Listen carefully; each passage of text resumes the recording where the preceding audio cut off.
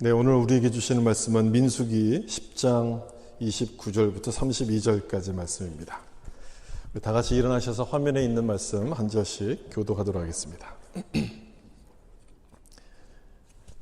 29절 제가 먼저 읽겠습니다. 모세가 모세의 장인 미디안 사람 르우엘의 아들 호밥에게 이르되 여호와께서 주마하신 곳으로 우리가 행진하나니 우리와 동행하자. 그리하면 선대하리라. 여호와께서 이스라엘에게 복을 내리리라 하셨느니라. 호밥이 그에게 이르되 나는 가지 아니하고 내 고향 내 친족에게로 가리라. 모세가 이르되 청하건대 우리를 떠나지 마소서. 당신은 우리가 광야에서 어떻게 진칠지를 아나니 우리의 눈이 되리이다. 우리와 동행하면 여호와께서 우리에게 복을 내리시는 대로 우리도 당신에게 행하리이다. 아멘. 말씀에 은혜 받아서 인사하면서 앉겠습니다. 말씀에 은혜 받으세요. 모세와 호밥이라는 제목으로 말씀을 나누겠습니다. 동화 작가인 정채봉 시인은 만남에 대해서 이런 글을 썼습니다. 가장 잘못된 만남은 생선 같은 만남이다. 만날수록 비리기 때문이고 가장 조심해야 될 만남은 꽃송이 같은 만남이다. 피어 있을 때는 환호하다가 시들면 버리기 때문이고 가장 시간이 아까운 만남은 지우개 같은 만남이다. 지금의 만남이 순식간에 지워져 버리니까. 마지막으로 가장 아름다운 만남은 이렇게 얘기합니다. 손수건과 같은 만남이다. 힘이 들 땐 땀을 닦아주고 슬플 때는 눈물을 닦아주니까. 가장 아름다운 만남은 그런 만남이라고 기록했는데 오늘 본문에 나오는 모세와 호밥의 만남이 저는 그런 아름다운 만남이라고 생각합니다. 지금 모세는 광야로 출발하기에 앞서서 광야 여행 전문가인 호밥을 만나서 함께 가자 이렇게 설득을 지금 하고 있습니다. 호밥은 모세를 따라갈 이유가 없었음에도 불구하고 그 제안을 받아들여서 모세와 같이 동행하게 되죠. 서로에게 힘이 되어 주었기 때문에 참 아름다운 만남인데 이 둘의 모습에서 우리는 설득의 원리와 선택의 중요성에 대해서 생각을 하게끔 됩니다. 설득과 선택.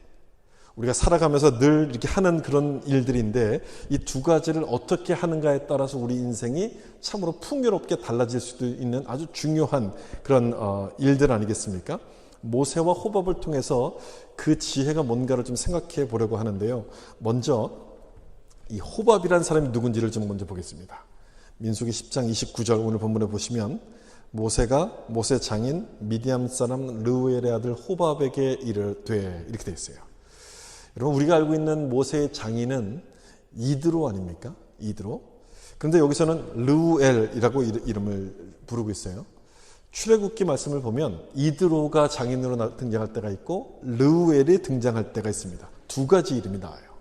그러니까 야곱의 이름이 이스라엘로 바뀌었을 때 야곱과 이스라엘이 같이 섞여서 사용한 것처럼 아마도 이드로와 르우엘의 이름이 같은 사람이었을 겁니다. 이 이름이 한번 바꾼 적이 있어서 섞여서 이렇게 나오는 그런 이름이었을 거예요.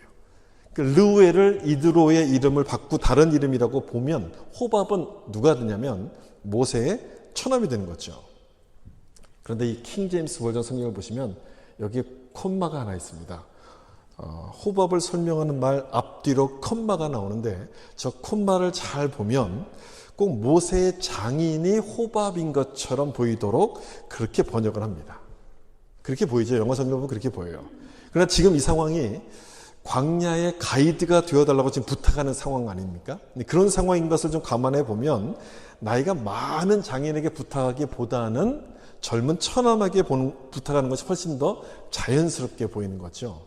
이 호밥 역시도 그렇게 모세의 처남으로 해석하는 것이 일반적이기 때문에 여러분들도 그렇게 이해하시면 좋을 것 같아요. 모세의 처남이구나.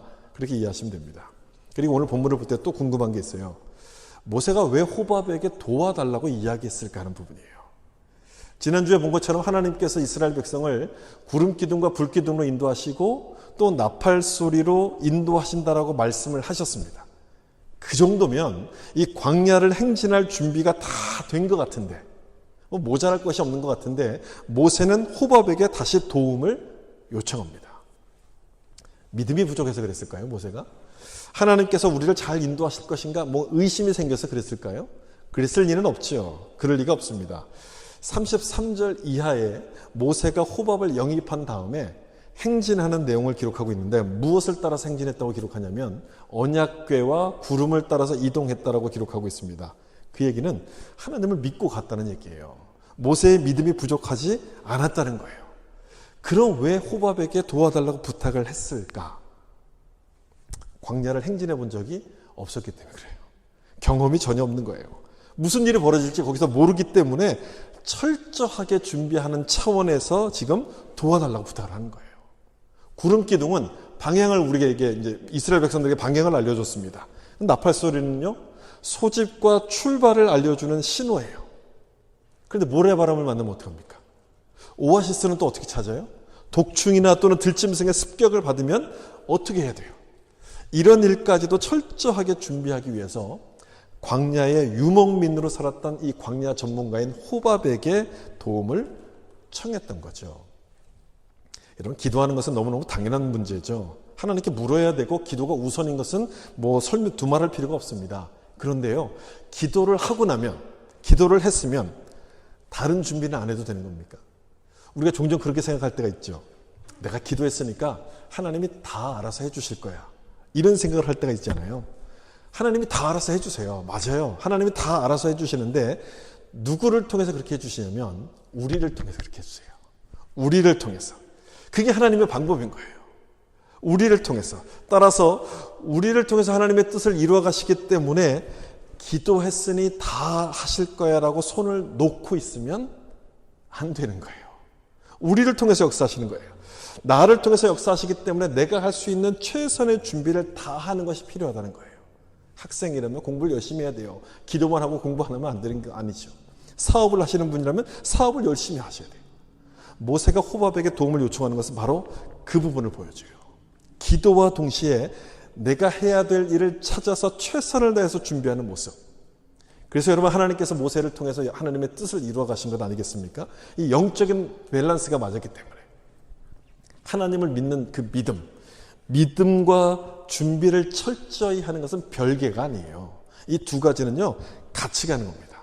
둘 다 열심히 하면서 밸런스를 맞출 때 하나님께서 그 사람을 사용하신다는 것을 보여주는 장면인데, 이제 주목해야 될 것은 뭐냐면 모세가 그래서 준비하기 위해서 호밥을 영입하잖아요.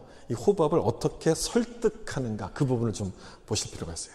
다시 29절을 좀 보시면 중간쯤에 이르되 여호와께서 주마하신 곳으로 우리가 행진하나니 우리와 동행하자, 이렇게 얘기해요. 어디로 지금 간다고 이야기합니까? 여호와께서 주신다고 말씀하신 곳, 하나님께서 약속하신 땅으로 우리가 지금 가고 있는 중인데 우리와 같이 가자, 이렇게 지금 얘기하는 거예요. 처남, 매형 말 들어야지, 매형 가는 곳 따라와야지, 이렇게 얘기하잖아요. 그렇게 사람의 인정이나 사람의 힘으로 설득하지 않고요, 하나님이 우리에게 주신 땅이다, 같이 가자, 하나님의 주신 비전을 갖고 설득을 하는 거예요. 호밥이 처음엔 거절하다가 마음을 돌이켜요. 하나님이 주신 비전이란 그 말에 감동을 받아서 그래요. 여러분, 의리를 외치고 또 뭐 인정이나 지연이나 학연 이런 것들을 다 동원해도 사람의 마음은 바뀌어지지 않아요. 잠깐은 바뀔지 몰라도 완전하게 달라지잖아요. 억지로 바꾸려고 해도 안 바뀌는 게 사람의 마음 아니겠습니까? 그런데요, 하나님이 주신 비전을 전달하면, 그걸 나누면 그 사람 마음속에 변화가 일어나기 시작해요. 제가 우리 교회 와서 사역을 시작할 때 우리 교회가 왜 필요한지에 대해서 그런 마음들을 지금 나눴었거든요. 근데 거기에 대해서 감동을 받고 헌신하셨던 분들이 굉장히 많았어요. 지금은 다들 멀리 떠나셔서 지금은 이제 계시지 않지만 사람의 힘으로 꼼짝하지 않던 사람들이 하나님이 주신 마음을 나눌 때는 달라지는 거였어요.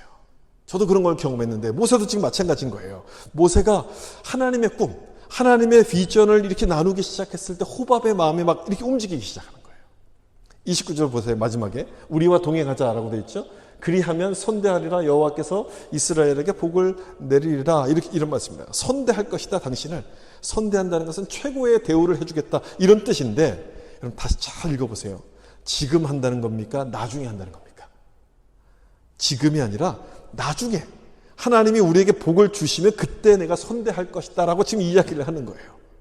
지금은 아무것도 없어 줄 게 없는데 나중에 하나님의 복을 주시면 그때 월급을 줄게, 이런 얘기인 거예요. 여러분, 이게 말이 되는 얘기예요? 복을 받으면 준다, 반대로 복을 못 받으면 아무것도 못 준다는 얘기잖아요. 지금 말이 안 되는 이야기를 갖고 지금 자기에게 하는 거예요. 놀라운 것은 그럼에도 호밥의 마음이 움직였다는 거예요. 지금 호밥은 광야의 전문가예요. 최고의 선수예요. 이 최고의 선수를 아무것도 안 주고 스카우트하겠다는 그런 제안인 건데, 그럼에도 불구하고 호밥은 그 말에 설득이 돼요. 사람의 마음은 이 돈으로 사는 게 아니기 때문에 그렇죠. 자본주의 사회이기 때문에 돈으로 뭐든지 된다고 생각하지만 사람의 마음까지 돈을 주고 살 수는 없습니다. 사람은 육적인 존재가 아니라 영적인 존재이기 때문에 그렇거든요. 예수님께서도 그렇게 말씀하셨잖아요. 사람이 떡으로만 살 것이 아니요 하나님의 입에서 나오는 모든 말씀으로 살 것이라고 말씀하신 것처럼 하나님이 주신 비전과 꿈을 먹고 사는 존재가 우리 사람들이에요. 하나님의 꿈을 먹고 사는 존재인 거예요. 그래서 호밥의 마음이 그 말에 움직이기 시작해요. 지금은 아무것도 없지만 하나님이 주시는 그 꿈을 같이 이루자는 그 말에 그 마음이 감동이 되는 거예요. 그리고 나를 그런 사람으로 인정해 주는구나. 나를 하나님의 꿈을, 하나님의 비전을 함께 이룰 사람으로 대접해 주는구나라는 그 사실에 마음이 움직여요. 돈으로는 재능 있는 사람을 모을 수 있어도 그 사람의 마음까지 이렇게 얻을 수는 없는 것 아닙니까? 진짜 헌신하고 신뢰할 수 있는 일꾼은 모을 수가 없어요. 그런 일꾼은요, 그런 인재는 돈보다도 비전을 따르기 때문에 그래요. 마음이 통하는 사람과 일하고 싶어 하기 때문에 그런 것인데, 모세가 호밥을 설득할 수 있었던 것은 바로 그 부분 때문에 그래요. 그 부분을 나눠서. 참 안타까운 것은, 이 말씀을 준비하다 생각난 게 있어요. 안타까운 것은 지금 시대가 참 물질 중심으로 흘러가고 있지 않습니까? 말세가 되면 사람들이 돈을 사랑한다는 그 말씀 그대로 점점 더 물질 중심으로 흘러가다 보니까 모두가 다 돈을 따라갑니다. 자본주의 사회에서 돈을 무시할 수는 없습니다. 그렇지만 너무 돈만 따라가다 보니까 내가 누군지를 잊어버려요. 우린 누굽니까, 여러분? 우리는 하나님의 꿈, 하나님의 주신 비전을 먹고 사는 존재들 아닙니까? 하나님의 말씀을 먹고 사는 존재잖아요. 그거를 잊어버려요. 눈앞에 있는 이익만을 따라가다 보니까 그걸 다 잊어버리기 시작하는데, 여러분 그렇게 되면 어떻게 되냐면 돈도 잊어버리고요, 하나님의 꿈도 잊어버려요. 둘 다 잊어버려요. 골로새서 3장 말씀은 위의 것을 생각하고 땅의 것을 생각하지 말라, 그렇게 말씀해요. 그런데 땅을 향해서 땅의 것만 바라보고 가면 땅도 잃어버리고 하늘도 잃어버리는 거예요. 반대로 하늘을 보고 가기 시작하면 땅과 하늘 모두를 다 얻게 되는 거예요. 그 축복이 지금 당장 우리 눈앞에 나타나지 않기 때문에 우리가 힘들어하는 것이지만, 그것을 기다리면 아까 우리가 불렀던 찬송처럼 이 눈에 아무 증거 아니 배워도 믿음만을 가지고서 걸어가면 하나님의 약속 위에 서게 되는 놀라운 축복이 우리 가운데 부어지는 거예요. 이 눈에 아무 증거 아니 배워도 믿음을 갖고 걸어가면 그 축복이 부어지는데, 그걸 잊어버리는 거예요. 눈앞의 것만 따라가다 보니까, 너무 바쁜 삶의 현실만 따라가다 보니까 그걸 잊어버리고 살기 때문에 참 안타까운 거죠. 저는 오늘 본문을 그렇게 봤습니다. 그렇게 읽었어요. 호밥이 지금 모세가 호밥을 설득하고 있잖아요. 그 모습이 뭐하고 같으냐면 성령께서 우리를 설득하시는 모습이라고 생각이 됐어요. 세상의 편한 방법을 따라가려고 하는 우리들에게 아니다, 그 길. 이 눈에 아무 증거 아니 배워도 믿음으로 살아가야 된다고 설득하시는 성령의 모습이 바로 그 모세의 모습인 거예요. 여러분, 왜 모세가 호밥을 설득합니까? 그 이유가 뭡니까? 모세를 따라가는 것이 힘든 것임을 몰라서 그랬을까요? 아니죠. 모세도 알아요. 고생길이고 언제 그 복을 나눌 수 있을지 자기도 몰라요. 그럼에도 불구하고 희생하라고 하는 것이 그게 쉬운 일이겠어요? 참 어려운 일이죠. 모세도 알지만 그럼에도 불구하고 설득한 것은 길게 보면 그 길이 더 큰 축복이 되기 때문에 모세를 지금 설득하는 거예요. 호밥을 설득하는 거예요. 지금 당장에 눈앞에 아무것도 보이지 않는다 할지라도, 그런 축복이 없다 할지라도 그 집안과 자손들에게 하나님의 영적인 축복이 계속해서 부어지는 일이기 때문에 같이 가자, 함께 가자, 그렇게 설득했던 거죠. 성령께서 우리를 설득하시는 것도 마찬가지 아니겠어요? 말할 수 없는 탄식으로 성령께서 우리를 설득하세요. 똑같은 이유예요. 눈앞의 이익보다도 하나님 말씀대로 살아가는 것이 우리 가운데 더 큰 축복임을 알려주시려고, 그래서 그 길로 가라고 설득하시는 거예요. 십자가의 길이 고난의 길이고 좁은 길이지만 하나님이 약속하신 더 큰 영적인 축복을 받는 길임을 보라고 우리를 설득해 주시는 거죠. 그렇다면 여러분, 그 길을 우리가 가야 되지 않겠어요? 그 길을 가야죠. 당장 사업이 잘 안 되고 내 병이 낫지 않는다 할지라도 눈앞의 이익보다는 하나님의 약속을 믿고 나아가는 그런 사람들이 되어야 되지 않겠습니까? 그것이 손해보는 것 같고 우리가 뭔가 좀 희생하는 것처럼 보이지만 손해가 아니에요. 시간이 지나고 나면 더 큰 복을 받는 지혜라는 것을 우리가 깨닫게 돼요. 모세의 요청을 받고 호밥이 함께 가요. 함께 가는데 나중에 이 호밥이 어떻게 됐는지 아십니까? 성경을 좀 찾아보면 사사기 4장 11절에 모세의 장인 호밥의 자손 중 겐사람 헤벨이 떠나 게데스에 가까운 사하나님 상수리 나무 곁에 이르러 장막을 쳤더라 라고 되어 있어요. 이 호밥의 자손, 이 겐사람이 상수리 나무 곁에 섰어요. 사하나님, 가나안 땅에 장착했다는 뜻이에요. 약속의 땅이 가나안 땅에 이 사람들도 들어갔다, 그 말씀인 거예요. 이방인이었던 이 사람들이 하나님 백성 안으로 들어오게 되면서 축복을 받는, 가나안의 축복을 받는 사람들이 되었다, 그 말씀인 거예요. 그리고 거기서 끝나지 않아요. 또 한 번 나와요. 나중에 유다가 바벨론에 의해서 공격을 받고 멸망을 당하게 될 때 끝까지 말씀을 지킨 사람의 대표로서 한 사람, 한 민족을 거론하는데 예레미야 선지자가 그 사람들이 누구냐면 레갑 자손이에요. 레갑 자손이 바로 여기 나오는 겐사람의 후손들이 레갑 자손이거든요. 그 겐사람은 호밥의 또 후손들이에요. 그렇게 이어져요.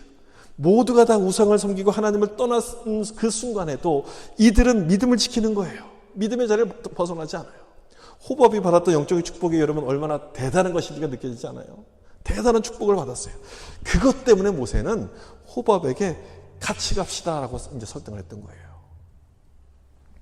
근데 처음에는 거절하죠, 호밥이. 민수기 10장 30절 보시면 호밥이 그에게 이르되 나는 가지 아니하고 내 고향 내 친족에게로 가리라. 호밥의 입장에서 보면 여기가 고향이거든요. 여기서 잘 살고 있어요. 모든 걸 누리며 사는데 그걸 버리고 떠나갈 이유가 없는 거예요. 그래서 거절해요. 처음에는요. 제가 광야에서 서바이벌 하는 방법은 알려드릴 테니까 함께 갈 수는 없겠습니다. 이렇게 거절을 해요. 그렇지만 모세는 그 거절에 포기하지 않습니다. 그 다음 나오는 31절을 보시면 모세가 이르되 청하건대 우리를 떠나지 마소서. 당신은 우리가 광야에서 어떻게 진칠지를 아나니 우리의 눈이 되리이다. 다시 한번 같이 가자고 설득해요. 우리의 눈이 되어 주십시오라고 설득해요. 참 멋있는 말 아니에요. 우리의 눈이 되리이다. 멋진 말이죠. 이런 경우에는 자존심이 센 사람 같으면 치사하다, 너밖에 없는 줄 아냐, 그만둬라, 그리고 말 거예요. 돌아설 거예요. 거절당한 거절당한 것이 기분이 나빠가지고 그냥 포기해버리고 말겠지만 모세는 포기하지 않습니다. 다시 설득합니다. 호밥을 설득할 수 있는 비결이 바로 거기 있었어요. 포기하지 않는 끈기예요. 포기하지 않고 계속 달리더라고요. 겸손한 사람만이 할 수 있는 것이고요. 하나님의 뜻에 대한 확신이 있어야지만 할 수 있는 거예요. 확신이 없었다면 못하는 거죠. 안 하는 거죠. 그만두는 거죠. 너만 할 수 있는 줄 아니? 너만 잘나니? 하면서 포기해버리겠지만 하나님의 뜻이 그 사람에게 있다는 확신이 드니까 내 자존심을 내려놓고 거절당할 각오를 하고 끝까지 이 사람을 설득해요. 끝까지 참아요. 여러분, 우리가 이렇게 전도했다면 벌써 한 여러 명 전도했을 거예요. 그렇지 않겠습니까, 여러분? 전도하면서 여러분 자존심 상할 때 얼마나 많아요. 근데 그걸 참지 못해가지고 포기한 적이 참 많지 않습니까? 내가 전도할 사람이 너밖에 없는 줄 알아? 이렇게 생각하면서 우리 포기한 적이 얼마나 많아요. 그런데요, 하나님의 뜻이 그 사람에게 있다는 것을 우리가 깨닫는다면, 하나님의 뜻이 거기 있다는 것을 안다면 내 자존심을 포기하지 그 사람을 포기하지 않을 거예요. 하나님의 뜻이 있음을 아는 사람은 그렇게 할 거예요. 그래서 모세도 다시 한번 설득을 해요. 뭐라고 설득하느냐? 우리의 눈이 되어 주소서. 눈이 되어 달라. 이렇게 설득해요. 참 멋있는 말 아니에요?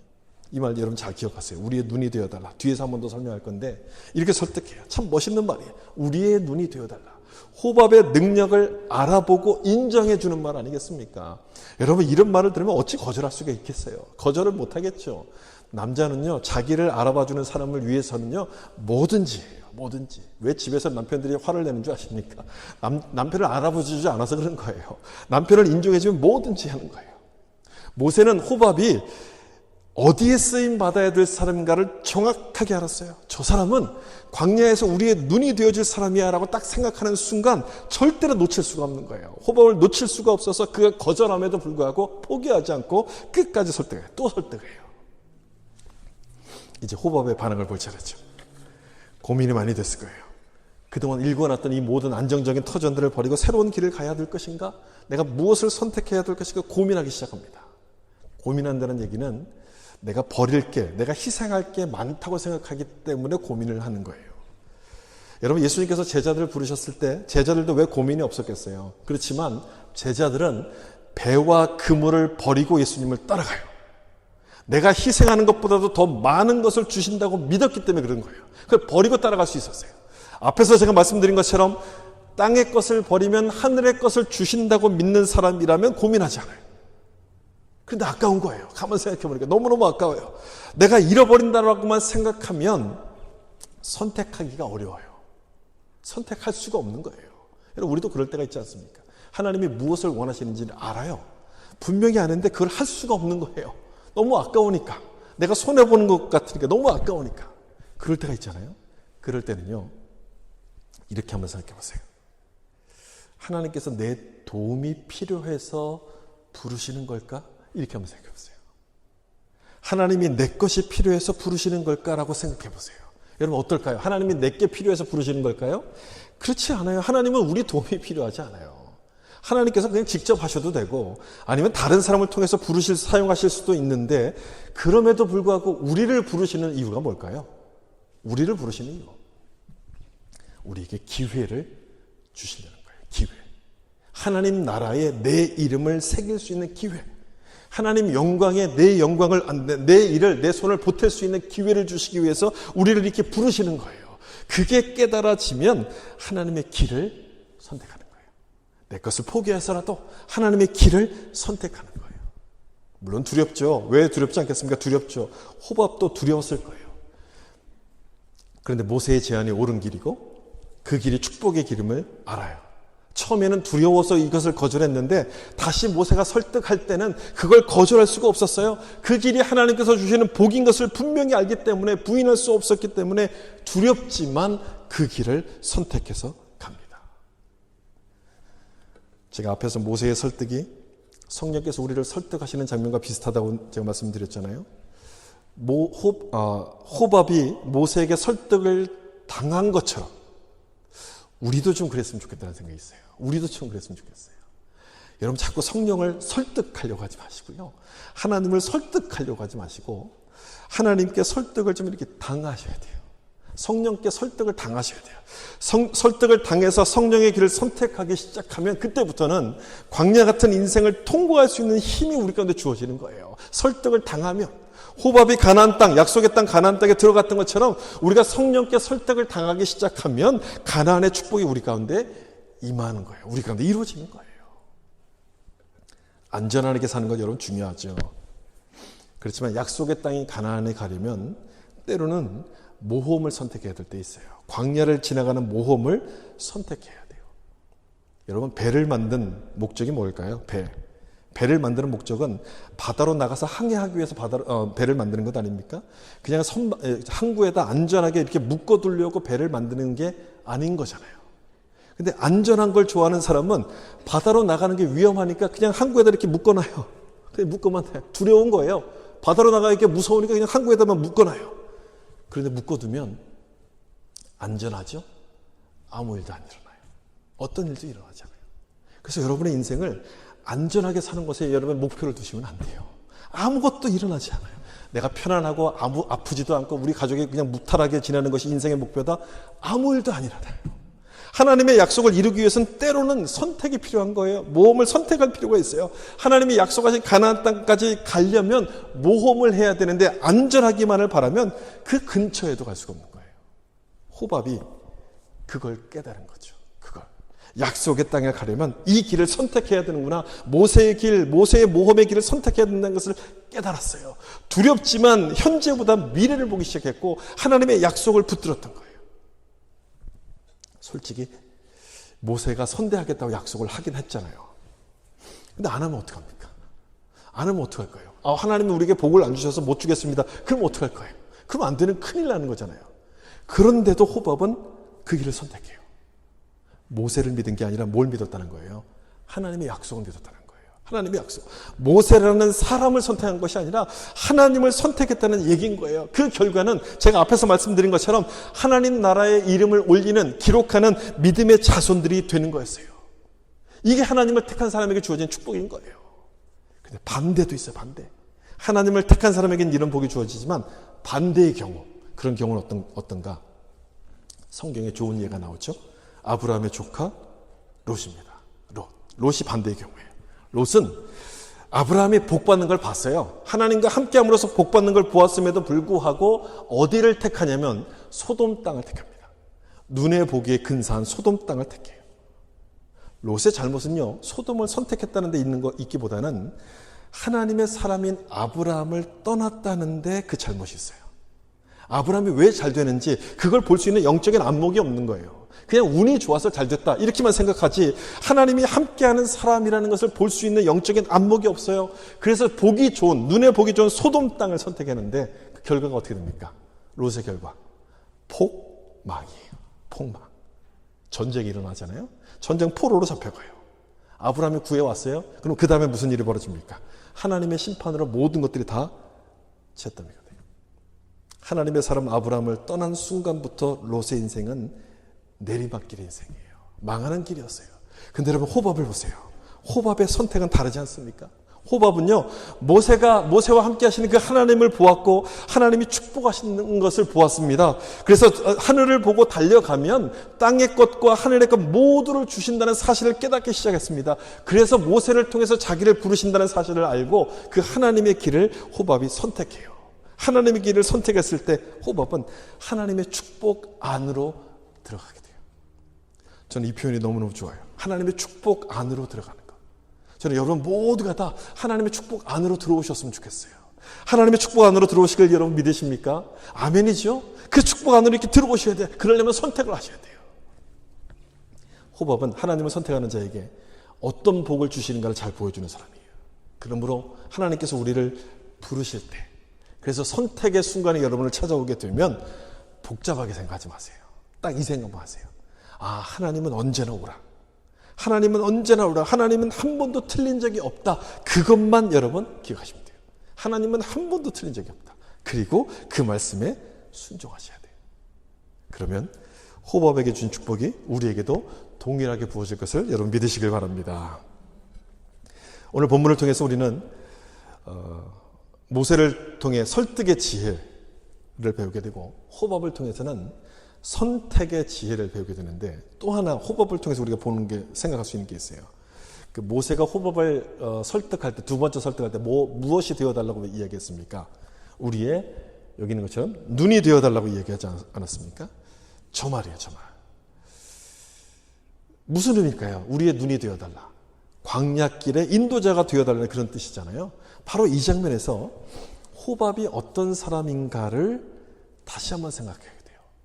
호밥은 하나님이 이스라엘을 위해서 준비한 사람이었어요. 광야가 초행길인 이스라엘 백성들을 위해서 하나님이 준비하신 인도자가 누구였냐면 바로 이 호밥이었어요. 호밥은 미디안 광야에서 태어났어요. 그 미디안 광야에서 자랐습니다. 그래서 광야 생활에 아주 익숙한 사람이에요. 무엇을 해야 될지, 어디로 가야 될지 아주 잘 아는 사람이에요. 따라서 광야에 대한 경험이 전혀 없는 이스라엘 백성들에게 충분히 눈이 될 수 있는 바로 그런 사람이었던 거예요. 근데 우리 인생도 마찬가지 아닙니까? 우리 인생도 이스라엘 백성들이 광야를 한 번도 가보지 못한 초행길인 것처럼 우리도 마찬가지예요. 우리 인생에 대해서 우리도 초행길이에요. 미리 가본 사람은 아무도 없어요. 미리 살아본 사람은 아무도 없습니다. 우리가 다 초행길, 처음 가는 길이에요. 그래서 두려워요. 인생에서 무슨 일이 벌어질지, 어디로 가야 될지 두려워요. 그래서 하나님은 우리의 눈이 되어주실 인도자를 우리 가운데 보내주셨어요. 인도자. 그분이 여러분 누구겠습니까? 예수님 아니에요. 예수 그리스도라는 인도자를 보내주셨어요. 호밥이 광야의 경험자였던 것처럼 예수님은 우리가 살아갈 인생을 이미 다 경험하신 인생 광야의 경험자였어요. 가난과 고난을 겪으셨고 외로움과 슬픔도 겪으셨어요. 그리고 불공평, 갑질, 냉대, 우리가 살면서 겪게 되는 모든 것들을 다 경험하셨기 때문에 우리가 어디로 가야 될지를 누구보다 잘 아시는 분이에요. 예수님이 바로 그런 분이에요. 이 말씀 보세요. 히브리서 4장 15절 16절인데 15절 우리에게 있는 대제사장은 중간에 좀 뛰어넘었고요. 그 15절 앞까지만 좀 읽어볼게요. 같이. 모든 일에 우리와 똑같이 시험을 받은 이로되 죄는 없으시니라. 바로 이 부분이 예수님이 모든 일에 우리와 똑같이 시험을 받으셨어요. 우리가 경험할 수 있는 모든 것들을 이미 경험하셨기 때문에 주님은 우리의 눈이 되시고 우리의 인도자가 되시는 거예요. 또한 호밥이 광야에서 벌어지는 모든 문제에 대한 해결자인 것처럼 우리 주님도 인생의 광야에서 벌어지게 될 모든 문제에 대한 해결자가 되세요. 왜 해결자가 되십니까? 주님도 광야에서 사탄의 시험을 받으셨잖아요. 그걸 아시기 때문에 우리가 세상의 유혹 가운데 힘들어하는 것을 주님이 아세요. 어떤 길로 가야지 피할 수 있는 것인가를 주님이 아시는 거예요. 또한 주님은 십자가의 절망도 경험하셨기 때문에 예상치 못한 그 일로 우리를 절망에 빠뜨리는 인생의 광야에서 우리를 능히 건져내실 수 있는 그런 분인 거예요. 우리가 경험해야 될 모든 것들을 주님은 이미 가보셨기 때문에 우리가 어디로 가야 될지를 주님이 다 알고 계세요. 어디로 가면 오아시스가 있고 어디로 가면 독충을 피할 수 있고 어느 길로 가야 될지를 그 다 아시는 거예요. 그래서 이 주님의 말씀을 따라가고 주님께 순종하면 우리를 넘어뜨리려는 광야의 위험으로부터 우리는 벗어나게 되고 약속의 땅인 가나안에 무사히 도착할 수 있게 돼요. 히브리서 4장 16절은 이런 말씀 나오죠. 그러므로 우리는 긍휼하심을 받고 때를 따라 돕는 은혜를 얻기 위하여라고 돼요. 때를 따라 돕는 은혜. 그게 바로 그걸 인생 광야에서 우리를 도우시는 은혜를 말하는 거 아니에요? 때를 따라 돕는 은혜. 그 은혜를 얻으려면 여러분 어디로 가야 된다고 말씀하고 있어요? 이 말씀을 보면 은혜의 보좌 앞으로 담대히 오라 이렇게 말씀하고 있어요. 때를 따라 돕는 은혜를 얻으려면 우리의 눈이 되시는 주님 앞으로 가야 된다고 말씀하는 거예요. 여러분 이 말씀을 잘 보시면 이 말씀이 오늘 본문에 나온 10장 31절과 똑같은 말씀이라는 것을 여러분 이해하실 거예요. 때를 따라 돕는 은혜를 얻기 위해서 주님 앞으로 오라고 말씀하셨는데 여기 31절 보시면 우리가 광야에서 어떻게 진칠지를 아나니 우리의 눈이 되리이다.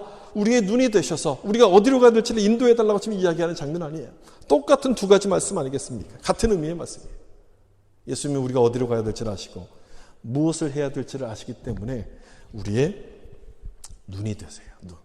그걸 믿으면 모세가 포기하지 않고 호밥에게 매달렸던 것처럼 우리도 주님께 매달리게 돼요. 주님, 나의 눈이 되어주세요. 나는 어디로 갈지를 모르니 나의 눈이 되시고 내 인생의 눈이 되셔서 나를 선한 길로 인도하여 주소서. 모세가 호밥을 선택하고 매달린 것처럼 우리도 주님을 선택하고 주님께 매달리게 되는 거예요. 서두에서 호밥과 모세의 만남이 손수건과 같은 아름다운 만남이라고 말씀드린 것처럼 우리에게는 예수님과의 만남이 그런 만남이에요. 가장 아름다운 만남이에요.